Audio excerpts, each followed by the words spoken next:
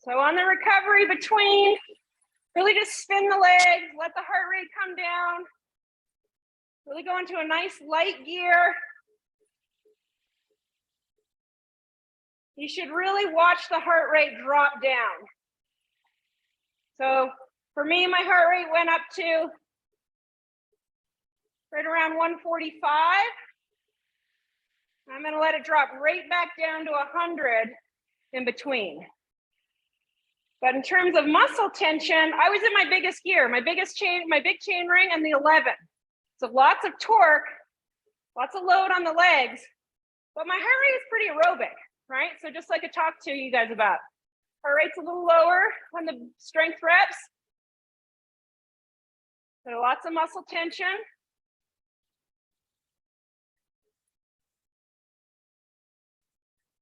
And then in between on the recovery, let the heart rate come down, flush the legs out. The biggest mistake people make is they go too hard on their recovery and not work focused and hard enough or specific enough on their intervals. And that's when you see some trouble with improvement or getting the most out of those actual intervals. So it's really important to keep the easy stuff real easy, and then your focused work very, very precise. And that's going to get the training effect that you're looking for. There's real things that happen within your physiology when you do that, as far as building lactate up and clearing it away. All right, 30 seconds and we start our next one, exactly the same. Again, I want us to get time in our race position under load. So when we do these, if you're on your time trial bike or your road bike, you're in your race position, climbing position if you're on your road bike. Right, in 10 seconds, we'll find that gear. It gives you 55 to 65 RPMs. Settle into that position and bring it up.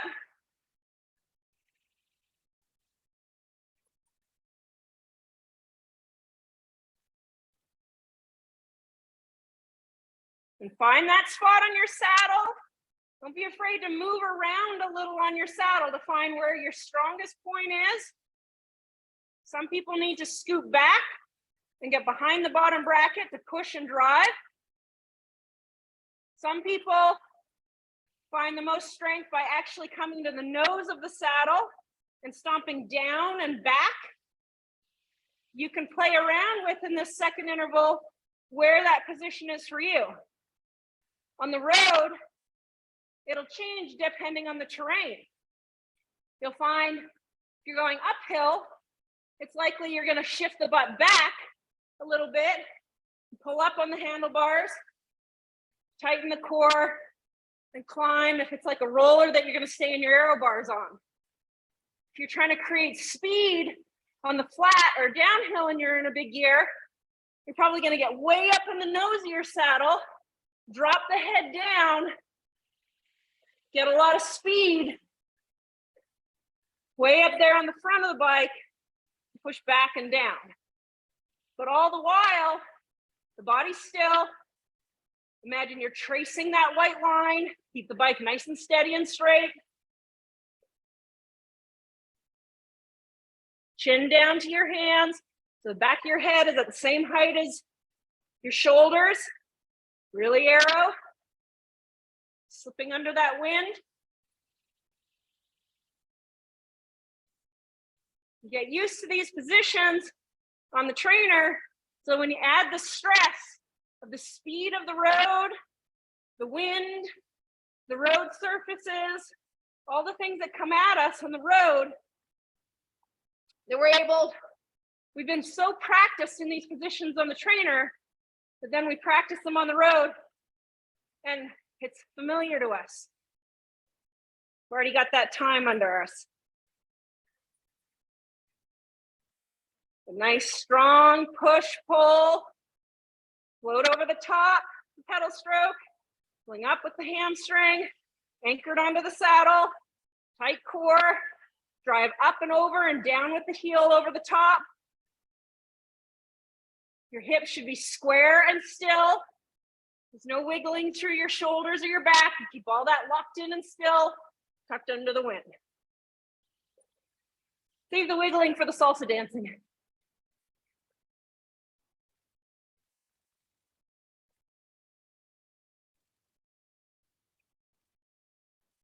Two minutes left. Strong push-pull. Relax the shoulders.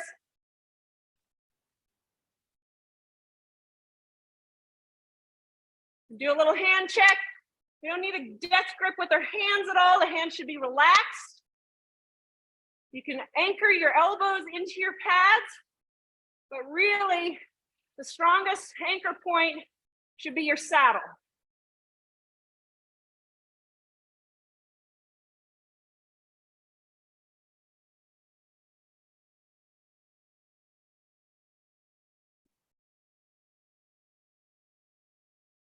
And see how arrow you can get. Still maintain good, strong muscle tension.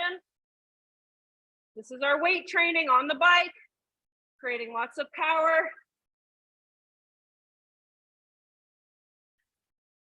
Strength endurance, so key for good time trialing. Long breakaways in road races, long climbs.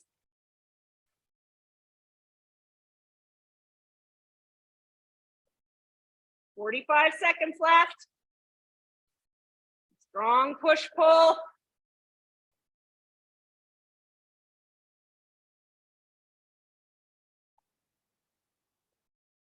When we're in Tucson, we do a drill where you climb lemon in your aero bars. Same kind of feel. And that really applies to fast time trialing on the road. That transfer. 15 seconds.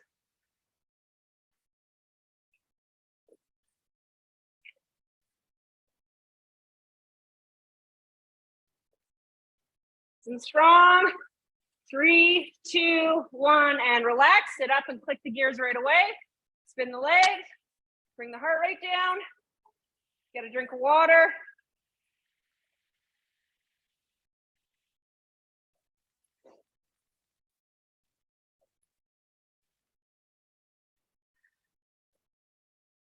All right, the next intervals,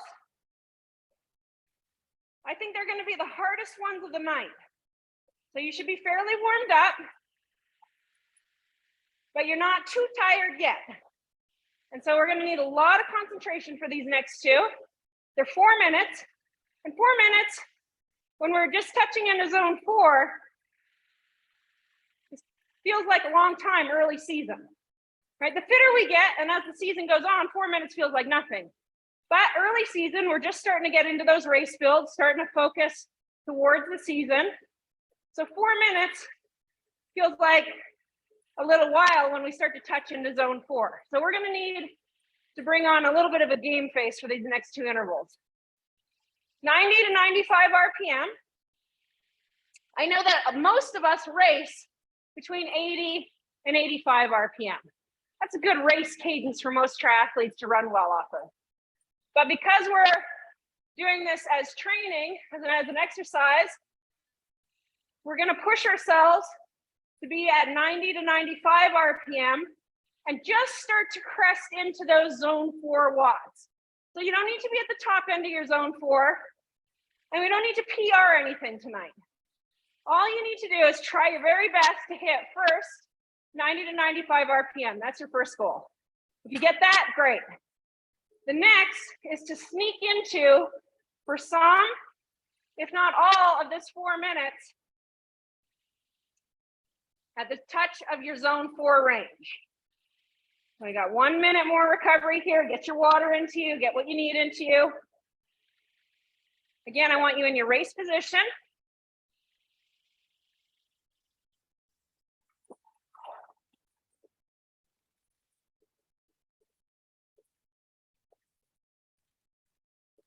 So think about, you're gonna go strong, but it's easy to overdo it in that first 60 seconds. So strong, but patient. My suggestion would be to target the cadence as your first goal in that first 60 seconds. Then build from there, then hold on in that last 60 seconds. All right, in 10 seconds, get ready to go. Again, if you're just using heart rate, takes a while for it to come up, probably at least that first 2 minutes. All right, let's go. 4 minutes, target the cadence first.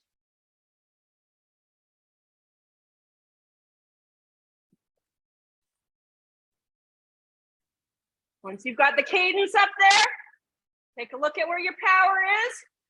If you need to click one gear harder, don't be afraid to do that. You'll find where that sweet spot of cadence and gearing is.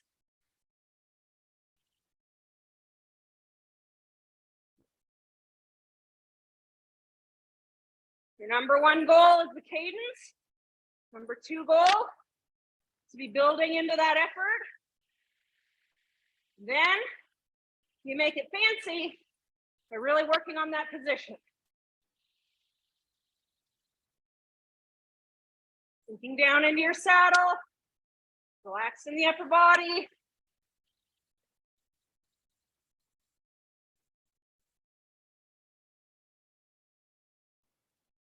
Settle right into that rhythm. Big breath out.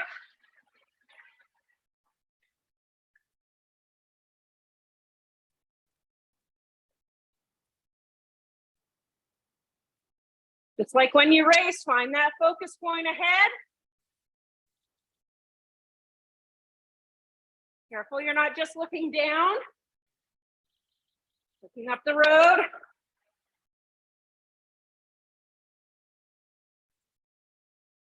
Smooth and strong.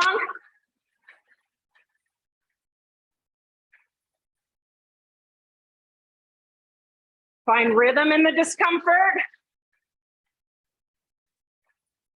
Stay relaxed in the shoulders. Big breath out.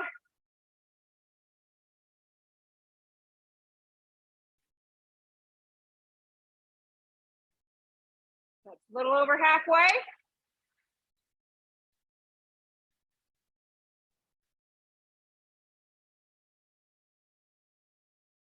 You're comfortable in the rhythm and the cadence. The watts are starting to go down a little bit. You can click up one gear. Keep the cadence the same. Watts will come up with just that one gear harder.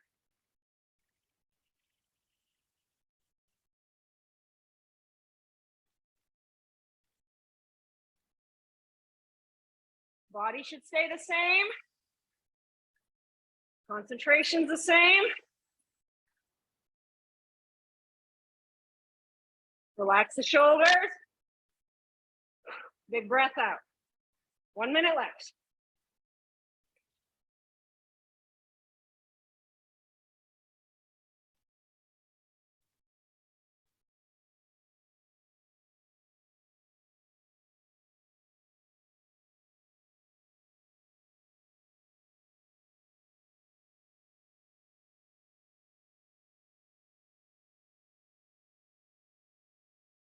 Good, nice and arrow. Up, up, up. 30 seconds. Stay connected to your saddle. Trace that white line. If you're on the road, lots of speed.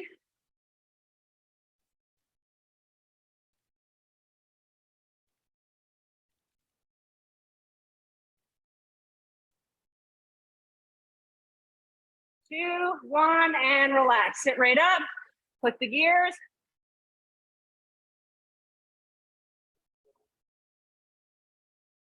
Two minutes recovery.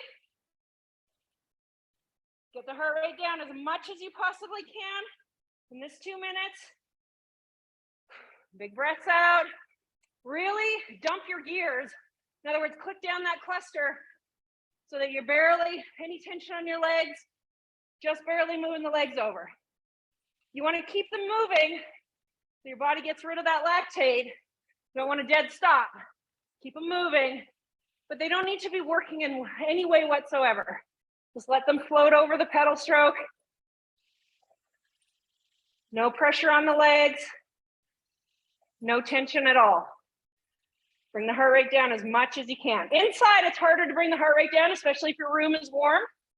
And early season, if we're still building our fitness, you might notice heart rate stays up a little more than you're used to when you're right in the middle of your season and you're in really, really good race shape. That's normal.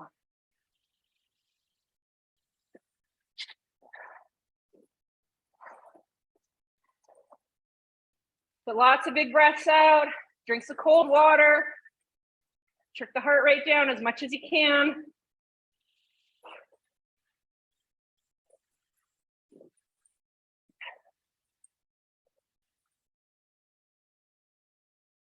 We're going to do one more of these, exactly the same. You know exactly where your watts are at. See if you can match that. Again, early season, so you don't need to go harder. Just hopefully we can hold on to exactly the same.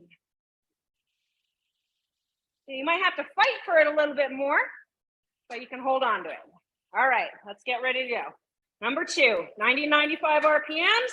Get the RPMs first. 4 minutes. Zone 4. So first goal is the RPMs. Get into that position, settle into your good time trial position. Then once you've got the RPMs, take a look at where your watts are. Heart rate won't even be responding yet, it's too early. If you need to, click up a gear.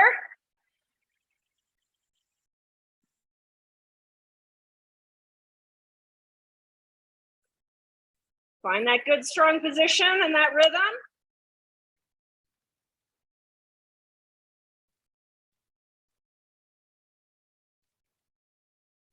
Early in the year, so number 2 feels a little harder. That's okay, this is how we get fitter. We expect that.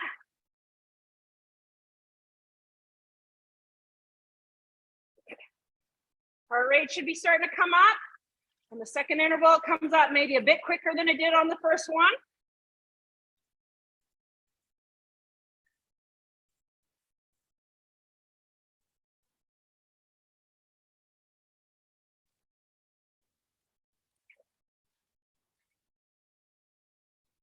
Relax the shoulders. Big breath out. Imagine you're tracing that white line for a nice straight, smooth bike.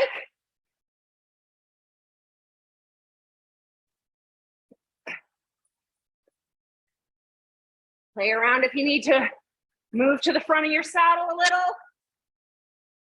You get more power, you feel more comfort a little further back. Don't be afraid to move around. Don't be afraid to switch gears if you need to. That's halfway.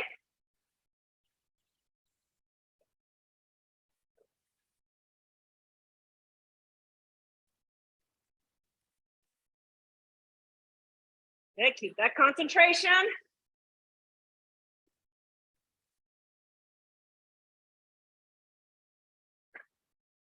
I just clicked up one gear because I noticed I can lift the effort just a little. As long as I can keep the RPMs the same.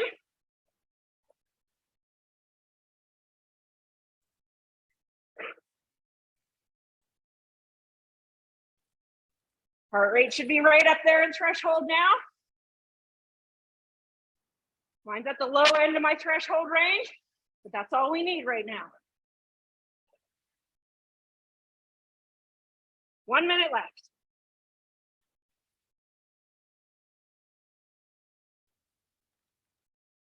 Check in with that time trial position. Even pressure on both feet. Hips square.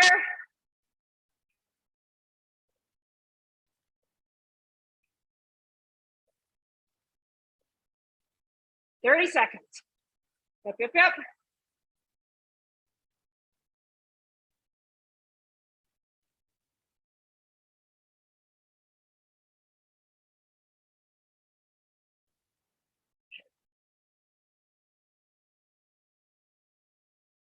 Last 10 seconds.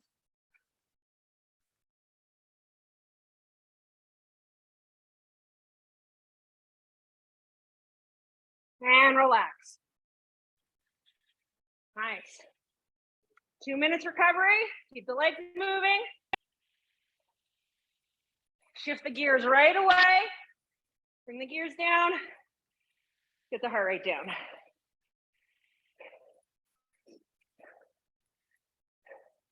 Next 2 by 3. Going back to the strength intervals.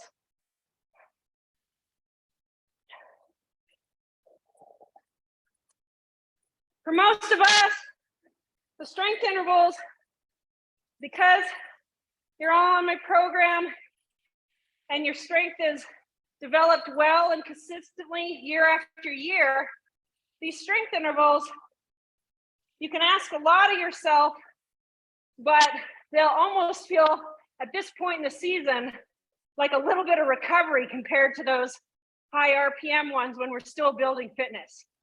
So we have good strength all year, which is good. That's a good foundation. We want that. And then it takes time. We want the fitness, as far as threshold fitness, to fluctuate as we get closer to races or get further away from races. That's on purpose. So these next 2-3 minuters, we're going to hit the top of zone 4 watts because you're all really strong. It means you're going to really push for that hard torque, just like you would on a leg press for 3 minutes. But you'll find that your heart rate will be significantly lower than it just was for those 4 minutes.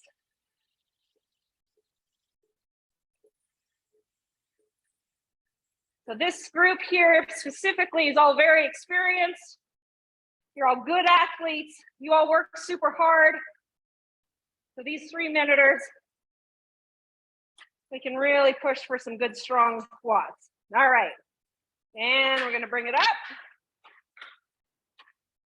And you can be, again, in your race position, getting into those race blocks. So we want to do all of these intervals in your race position.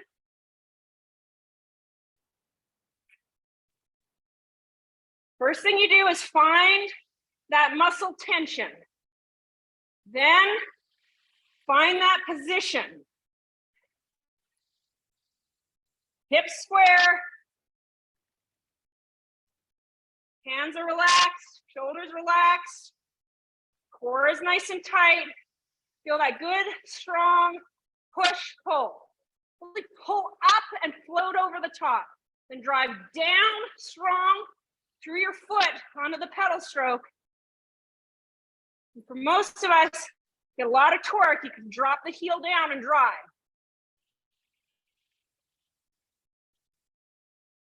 Really pull down into the saddle, nice and strong. When you're doing this, if you're on the road, you would expect your bike to go in a very straight line. Again, imagine you're tracing that white line. When we're putting this much torque through our bike, we would want to avoid seeing the bike wiggle all over the road. We'd want to go straight as an arrow down the road.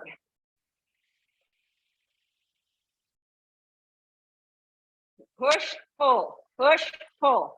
And with every push, just like a really strong single leg press.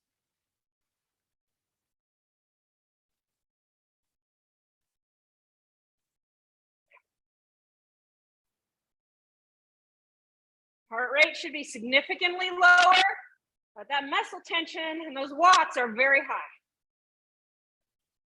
Strong legs. 1 more minute.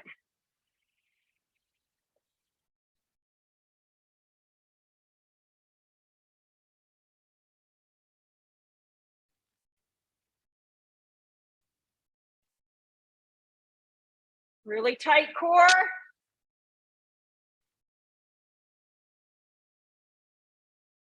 Relaxed hands. 30 seconds.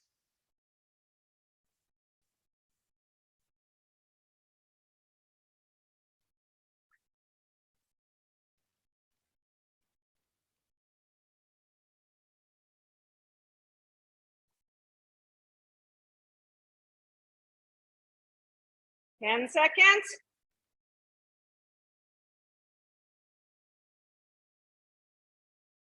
2, 1, and relax. Click the gears right away to a nice easy gear. Spin them right away. Only a 90-second recovery. So because heart rate wouldn't be that high, heart rate should come down pretty quickly, but I really want to see you tick the legs over and spin them after that high muscle tension. No tension on the pedals at all.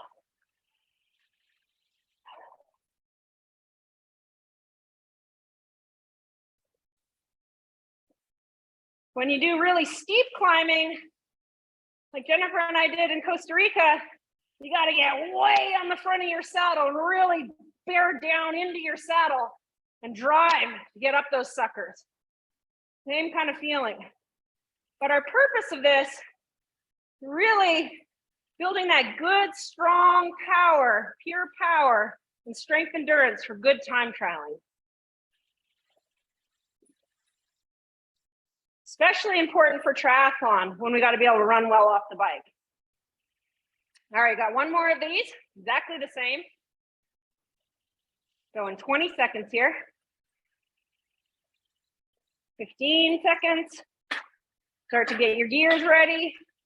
Start to think about that position again. If you need to move around on the saddle a little bit. 5, 3, 2, 1, and yep.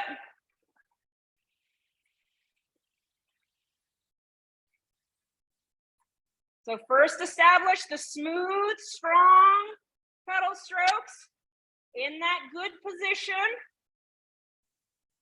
Take note of your body first.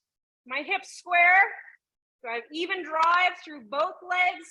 I can feel those pedals under both my feet. Are my shoulders relaxed? Where am I the most powerful on my saddle? Is it a little bit further back behind the bottom bracket? Is it way up on the nose where I drive down and kick back? Take a look at your watts. We want them right up at the top of zone 4. So lots of strength. Heart rate's a little lower because we're doing strength intervals. Breathing will be significantly under control.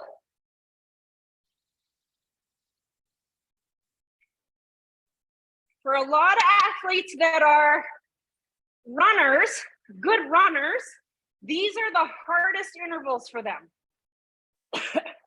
That strength on the bike is actually harder than anything else. It makes them really great runners, but working on this is going to improve their bike and also allow them to still run fast.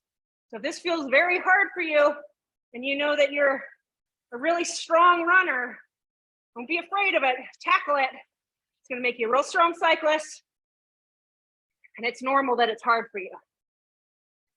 For a power athlete or strong athlete, these feel a lot easier than the tempo or the threshold, the high RPM type work. That's me. Kind of a power strong athlete. And so this stuff is easier for me, but running fast is hard for me. And the high RPM stuff is hard for me. Nice and strong. Last 30 seconds.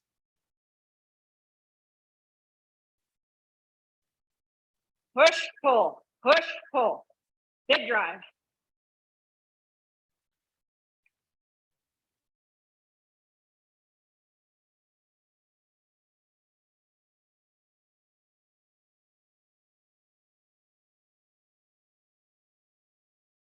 Ten seconds.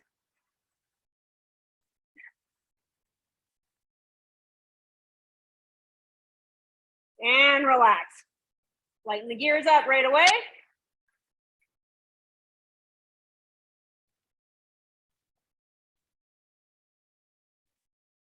All right, 2 by 2. 95 to 105 RPM. These are pure speed. intervals. They're not that long, but if you can get your RPM as close to 105 or even better, 105 is no problem for you, aim for 115. Pablo, probably you 120. Really get the RPMs up there. Think about absolute pure speed. For you, Pablo, it's at the end of a race, that last 2K before the finish, when the speed's super high, right before the sprint. We want to train this nervous system. Lots of speed in the legs. For most triathletes, 95 to 105, it's pretty challenging. Get the RPMs in the first minute, then hold the power nice and high with the RPMs for the second minute. Hold on to whatever you've got left in that last 30 seconds. All right, in 5 seconds. 3, 2, 1. RPMs up. Make the RPMs first.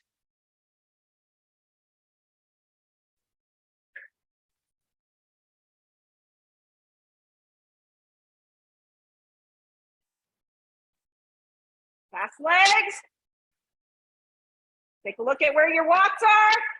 One touching into zone 5 or top of zone 4. Most importantly, main goal is the RPMs. If you don't have RPMs on your bike, just turn your legs over as fast as you can. Right through the whole 2 minutes. Body's nice and still.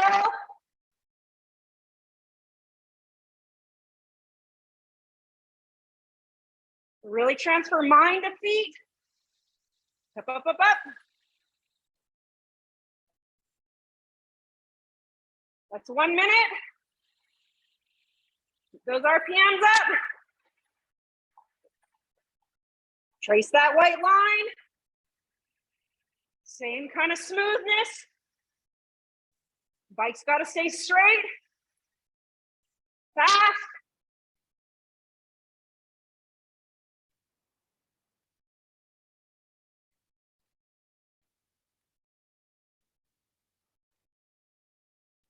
Last 30 seconds. Up, up, up.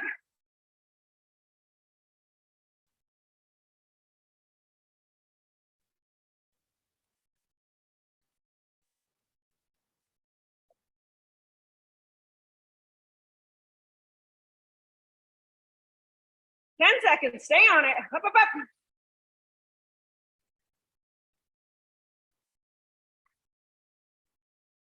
And relax. 2 minutes recovery, so lots of recovery here.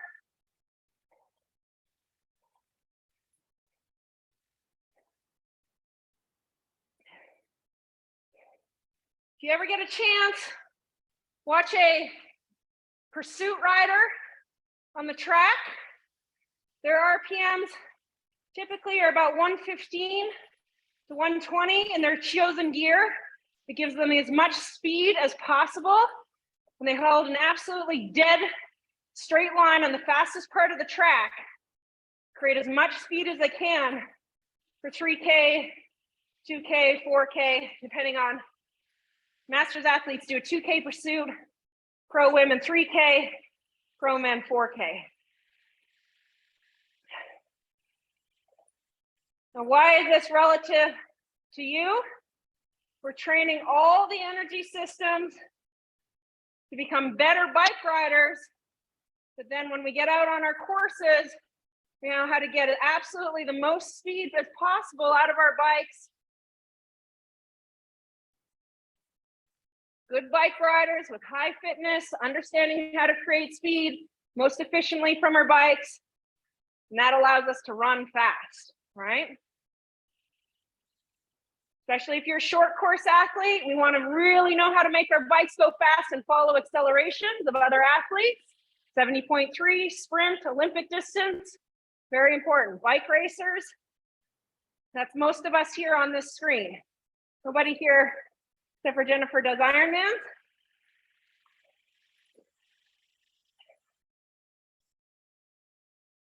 We got one more minute rest, right? Okay, we start in 5 seconds. Sorry, I got talking too much. All right, next one. And go. Same, 2 minutes.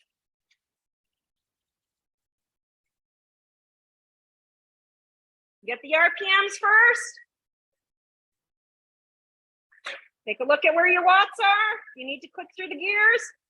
Keep the RPMs as your priority. Straight, smooth.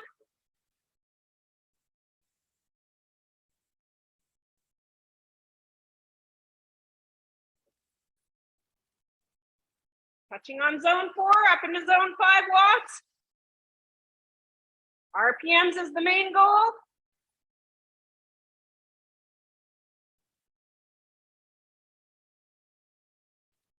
Got to stay relaxed. If you're tense, it's harder to keep the legs moving fast. Relax the upper body. Think fast feet. That's halfway. Whip it up.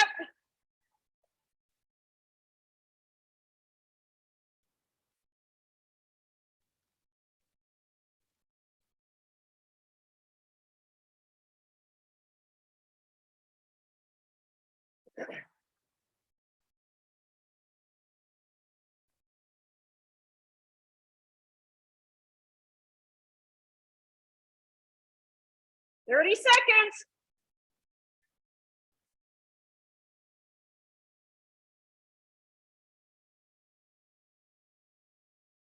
On, right to the finish.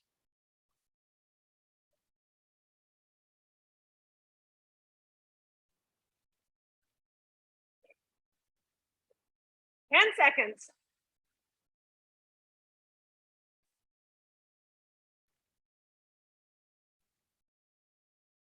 And relax.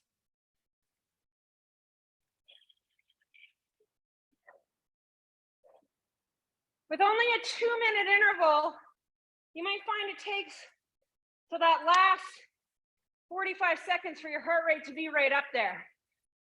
So it's RPMs and watts, and then heart rate follows later, especially in intervals that are shorter. It takes about 90 seconds for the heart rate to start to come up. It's later in the session and early in the season.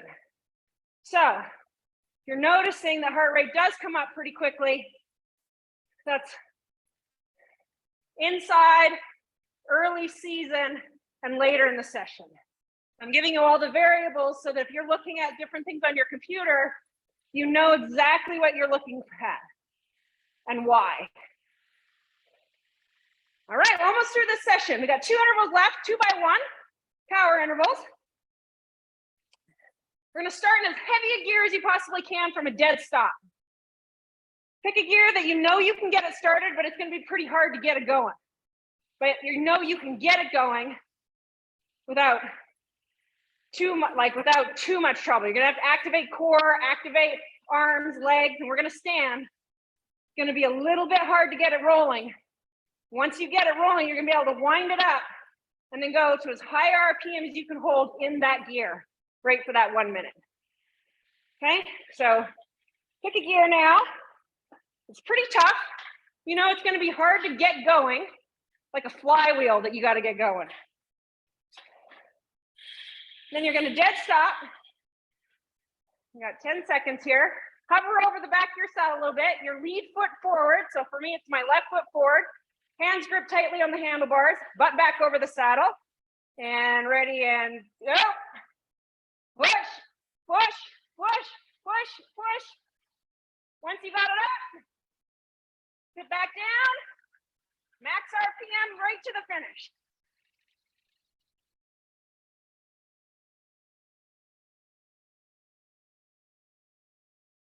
Push, push, push, push.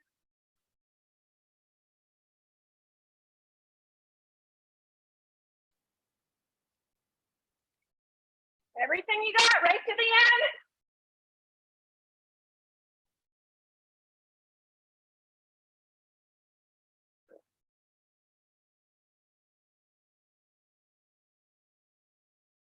Right to the finish, whatever you've got.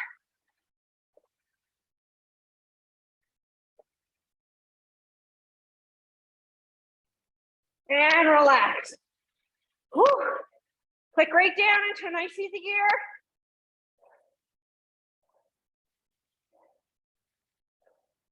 We're gonna take a full 3 minutes recovery. I know it says 2 on your program. We're gonna take 3. 3 minutes, nice and easy.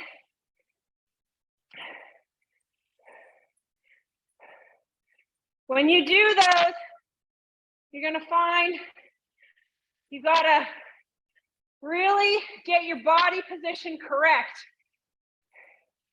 to get that crank turning over.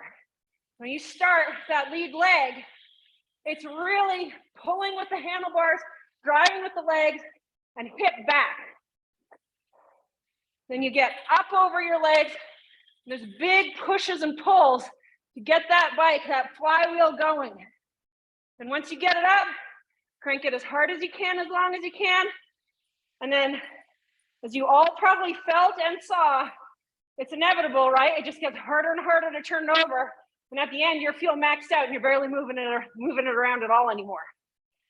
If you were able to keep it going pretty easily at a high RPM right to the end, you could probably go 1 or 2 gears harder. I felt like those last 20 seconds, a piano hit my back, and just keeping the pedals turning over was nearly impossible, right? I was having to really, really dig for that. So they're sort of getting it going, and you wind it up as fast as you can, and then just hold on. Really engage your core, arms, legs, hips, everything to get that max force, get that flywheel going. All right, we've got just under a minute here to start to think about it. These are fun. It's fun to learn these new things on your bike. We've done a lot of this kind of work. Really activate a lot of core, a lot of recruitment of everything. Got to recruit your core, your arms, your legs, everything. It's fun.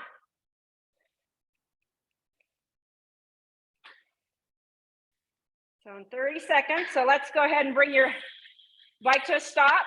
Lead foot forward. Activate your arms on your, if you're in your drops, or if you're on your TT bike, it'll just be on your hoods. Hip hinge back. You should be hovered up over your saddle, but hip hinge down. Weight in your lead leg. And 5, 3, 2, 1, and up, up, up. Once you get it up, go ahead and sit down and let it crank.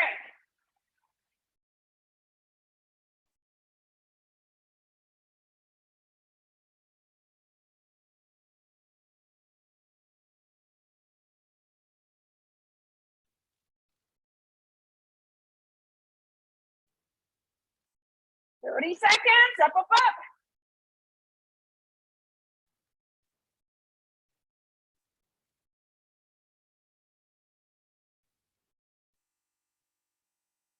Everything you got here.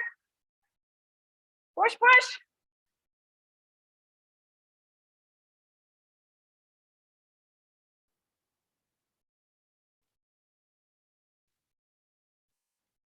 And relax.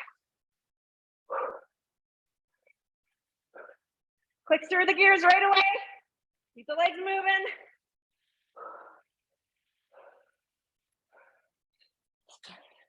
Into the small chain ring. Spin the legs. Holy crap-o, those hurt. Those are fun though, but whew.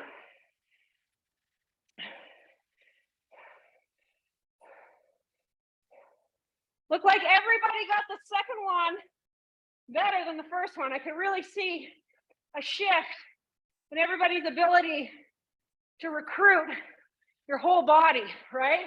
Recruit the arms, recruit the legs, the core, everything.